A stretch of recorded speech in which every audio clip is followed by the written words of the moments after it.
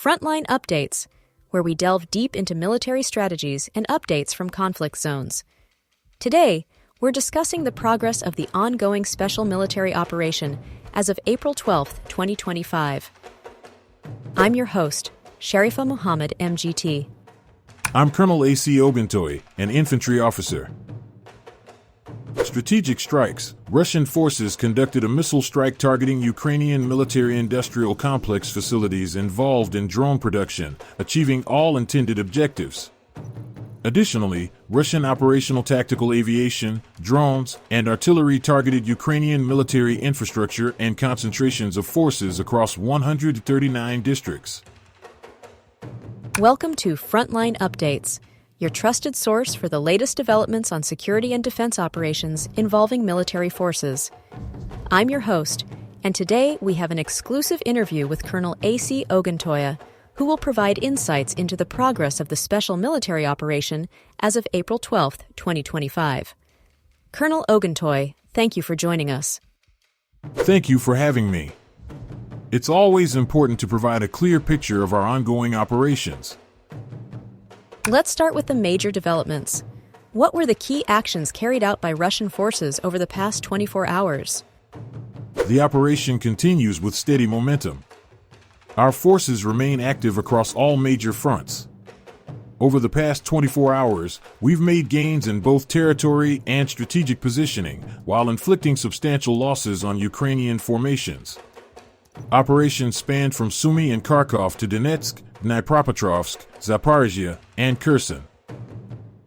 Starting in the north, what can you tell us about developments in the Belgorod and Kharkov directions? In the Belgorod direction, our North Group engaged and defeated Ukrainian mechanized and territorial defense brigades in areas like Malaya Rybitsa, Mirapolskoye, and Krasnopoly.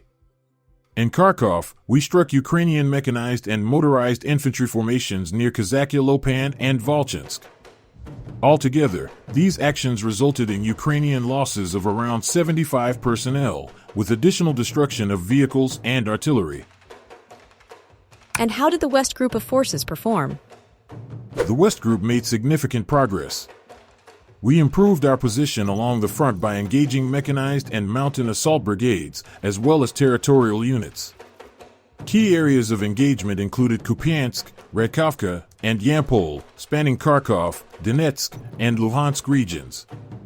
The Ukrainian side suffered over 250 casualties, and we destroyed multiple artillery pieces, cars, and electronic warfare stations. That brings us to the Southern Group.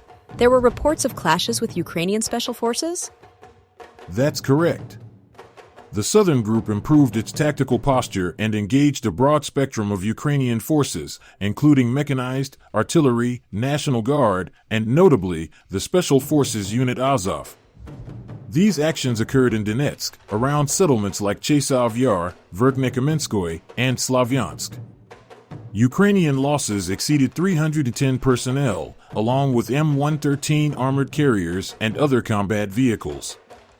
We also took out several ammunition depots and an electronic warfare station. Let's talk about the Center Group.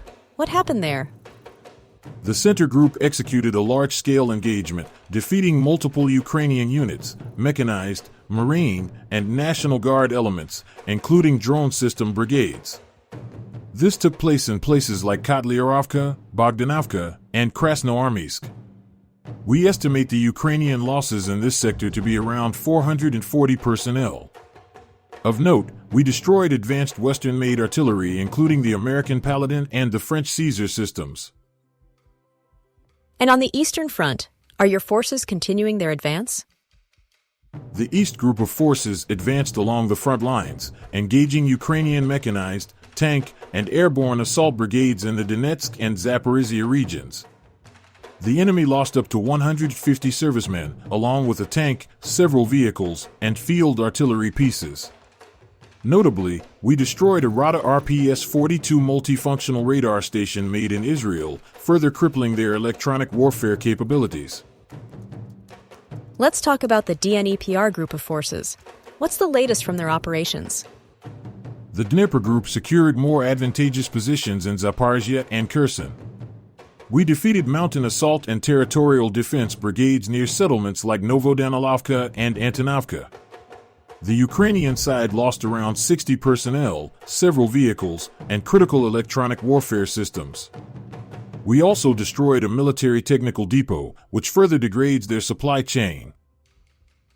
What kind of impact are air operations and air defense systems having at this stage?